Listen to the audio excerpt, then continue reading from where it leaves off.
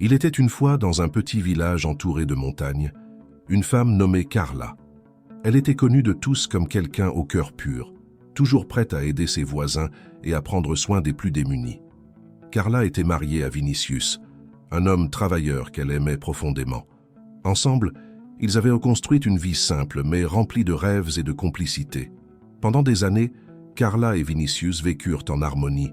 Elle se levait tôt pour préparer le café. Ils travaillaient au champ, et le soir ils partagèrent des histoires autour de la cheminée. Pour tous ceux qui les connaissaient, ils étaient l'exemple parfait d'amour véritable. Mais un jour, tout changea.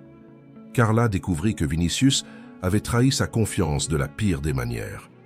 Il avait menti sur quelque chose de fondamental, quelque chose qui ébranla les fondations de tout ce qu'ils avaient construit ensemble.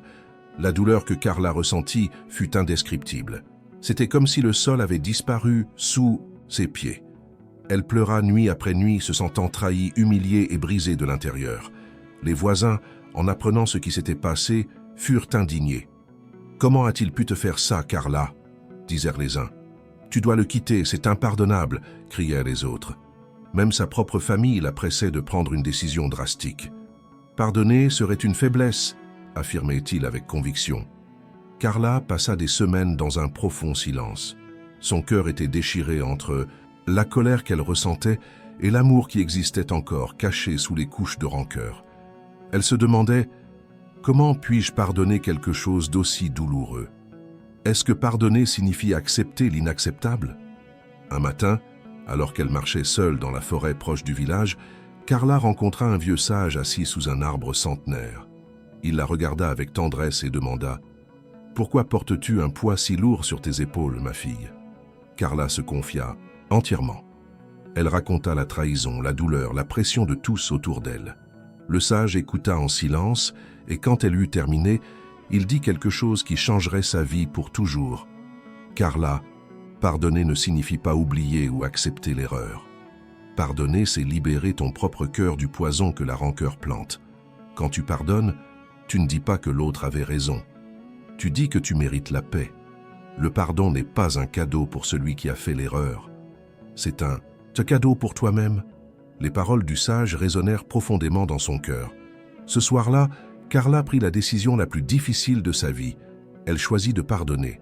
Non pas parce que Vinicius le méritait, mais parce qu'elle méritait de vivre sans porter ce fardeau.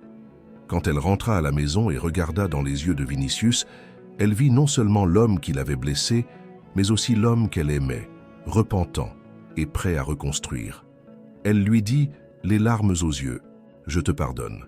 Pas pour ce que tu as fait, mais pour celle que je veux être. » À partir de ce jour, Carla connut une liberté qu'elle n'avait jamais ressentie auparavant. Le pardon n'effaça pas la douleur du jour au lendemain, mais ouvrit un espace pour la guérison. Et Vinicius, touché par cet acte d'amour véritable, consacra le reste de sa vie à honorer le cadeau qu'il avait reçu. La morale de cette histoire est celle-ci. Le véritable amour n'est pas l'absence de défauts, mais le courage de pardonner l'impardonnable. Pardonner ne vous rend pas faible, il vous rend libre. Quand vous pardonnez, vous ne libérez pas seulement l'autre, mais surtout vous-même. Si cette histoire a touché votre cœur, laissez votre like, partagez-la avec quelqu'un qui a besoin d'entendre ce message et continuez à suivre d'autres histoires qui transforment les vies. À la prochaine.